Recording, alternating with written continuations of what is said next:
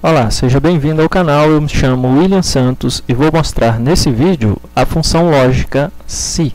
A função SI é muito comum em várias ferramentas de planilha eletrônica, não só no Microsoft Office Excel, mas também no LibreOffice Calc e no Google Planilhas.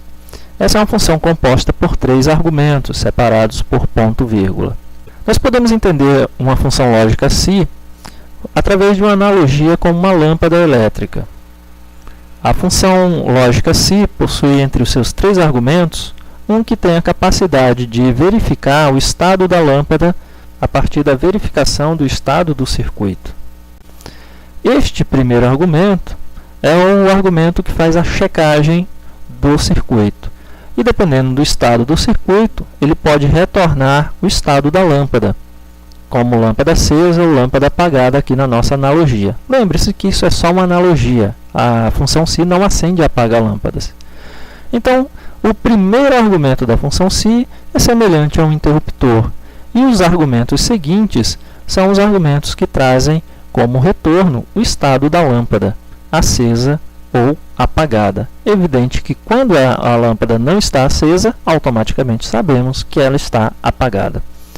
Eu posso colocar esse exemplo análogo à lâmpada dentro de uma planilha e ver como ela atuaria, como atuaria a função SI aqui.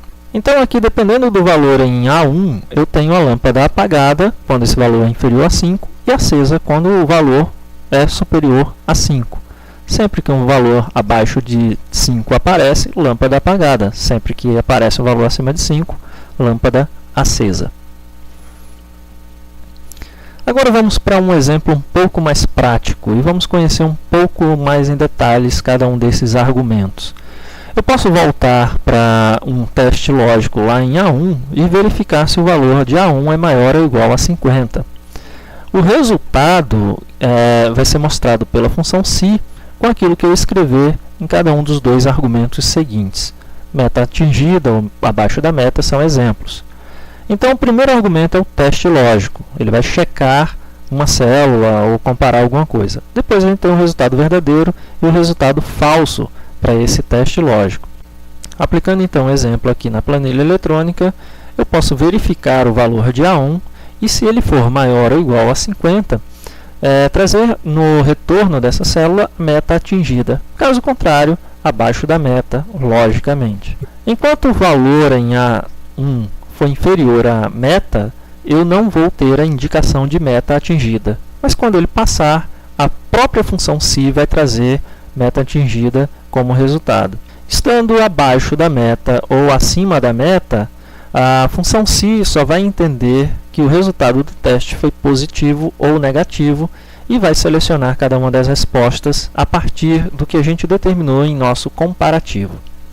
Para comparação entre valores no teste lógico, nós podemos utilizar os operadores igual, maior que, maior ou igual, menor ou igual, e para valores diferentes, a gente utiliza o menor que em frente ao maior que.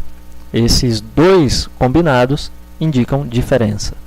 E para elaborar uma função SI, você pode pensar, por exemplo, no que você consideraria como resposta e qual a condição para essa resposta. Por exemplo, para uma resposta normal em uma célula, eu vou considerar que um determinado valor tem que ser maior ou igual a 8. Caso ocorra um retorno negativo, então eu tenho que também estabelecer a resposta para o falso, que nesse caso será baixo. Escrevendo o exemplo, então, eu tenho o seguinte.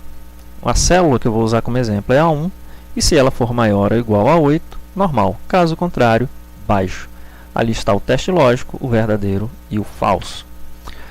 Eu também posso utilizar a função SI para a realização de cálculos. E essa função vai selecionar o cálculo que será executado de acordo com a condição estabelecida.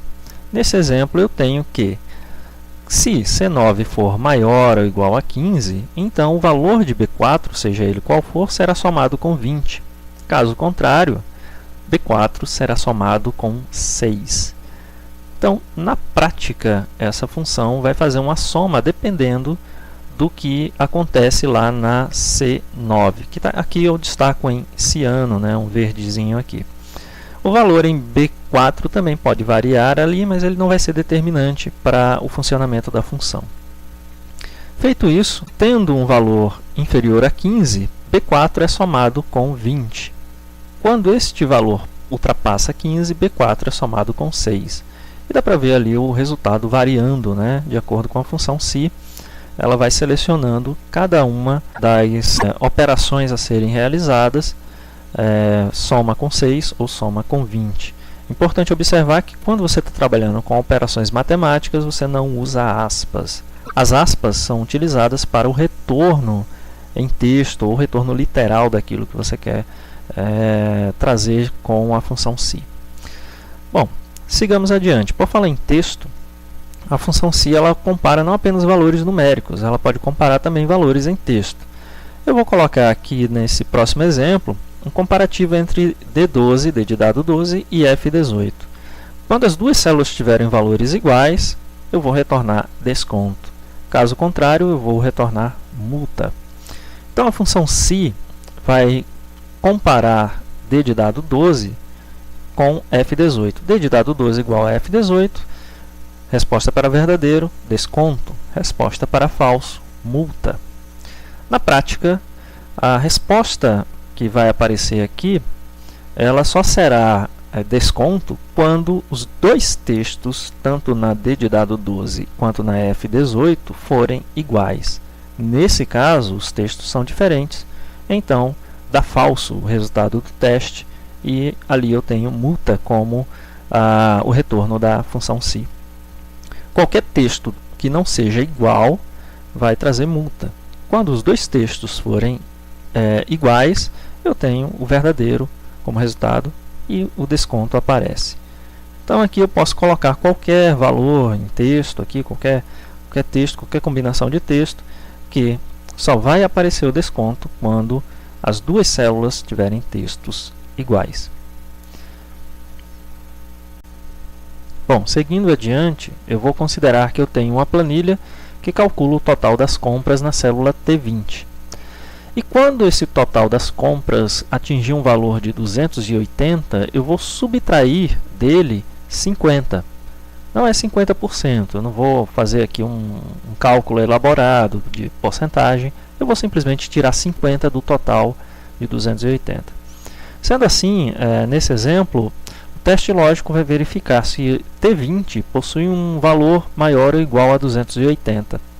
Se possuir um valor maior ou igual a 280, subtrai 50 de T20. Caso contrário, passa o valor de T20 diretamente lá para o total a pagar.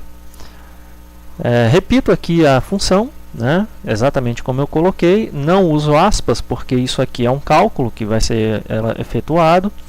E escrevo aqui o verdadeiro e o falso para a função si. O meu teste lógico está verificando o valor em T20 e enquanto esse valor não é superior a 280, eu tenho o total da T20 transferido para o total a pagar.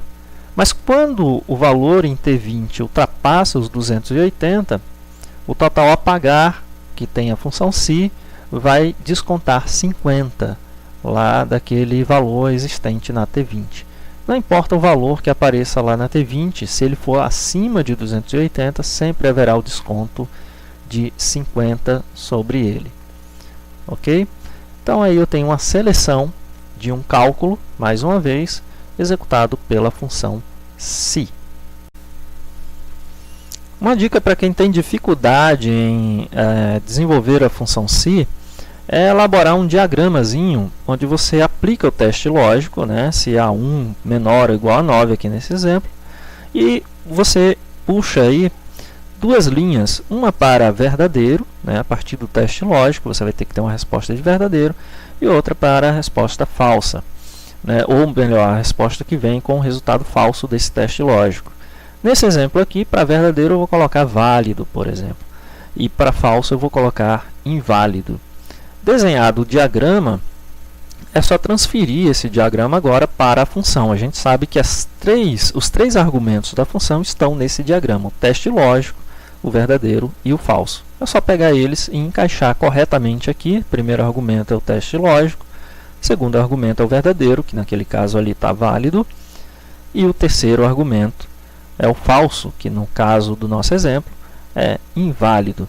Como são textos, esse texto vem entre aspas aí. Agora vamos ver como esse diagrama pode nos ajudar em situações em que uma única função psi não é suficiente para resolver uma questão. Por exemplo, aqui eu vou considerar que eu analiso a nota de um aluno para verificar se ela está acima ou igual a 7. Se isso aí for verdadeiro, esse aluno vai ser aprovado. Então a resposta do verdadeiro aqui é aprovado. Mas eu não vou conseguir determinar se esse aluno está em recuperação ou não, porque usando uma única psi, eu só tenho verdadeiro e falso. E o falso teria que ser direto reprovado. O aluno não teria chance de uma recuperação. Para dar essa chance ao aluno, eu vou estabelecer outra nota como meta no falso, e isso só será possível se eu fizer outra psi com outro teste lógico, comparando se essa nota, que não está acima de 7, ela está pelo menos acima de 5. Sendo verdadeiro, o aluno vai para a recuperação. Então, ali o aluno passou de 5, mas não chegou a 7, recuperação. E sendo falso, aí sim o aluno tem uma nota inferior a 5 e ele está reprovado direto, né? Então, é uma função um pouco mais complexa, dá para ver aí pelo gráfico, né? E a escrita dessa função vai encaixar cada parte, né, desse diagrama nas funções psi. A primeira função psi vai pegar o primeiro teste lógico, o resultado aqui, o verdadeiro da primeira função psi é o primeiro verdadeiro que aparece ali. O segundo teste lógico vai precisar de uma segunda função psi. Então tem que colocar psi, abrir parêntese, voltar lá onde aparece a nota do aluno, comparar essa nota com 5. Se tiver acima de 5, né, ele vai para a recuperação. Então, pego aqui o segundo verdadeiro e coloco na segunda função psi. Por fim, eu boto o falso, né? O falso da última função psi vai ser indicativo de que o aluno está reprovado. Feito isso, eu fecho o parêntese, né? O primeiro parêntese que eu fecho é o da segunda função psi. E observe que tem um parêntese aberto lá no início da primeira função psi, que precisa também ser fechado. Feito isso aí, é só destacar aqui que você tem todos os componentes da função psi duplicados. Eu tenho duas vezes aqui o teste lógico, um na primeira psi, outro na segunda psi.